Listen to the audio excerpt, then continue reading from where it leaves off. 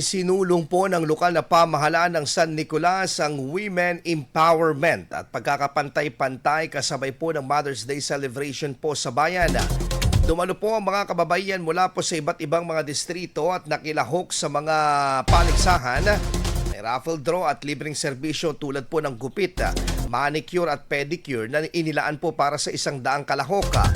Ayon sa mga organizer, layunin po ng aktibidad na kilalanin hindi lamang ang papel ng mga ina, kundi pati ang ambag ng kababaihan sa komunidad. May mga patimpalak din na sinalihan po ang mga grupo ng kababaihan kung saan tumanggap ang bawat grupo ng tigi 1,000 piso bilang suporta. Sa kabila po ng mga inisyatiba, nananatiling hamon pa rin sa maraming komunidad ang mas malawak na usapin ng women empowerment tulad ng oportunidad sa trabaho, kabuhayan at representasyon ng kababaihan sa mga desisyon at programa ng lokal na pamahalaan. IFM News. IFM News. IFM.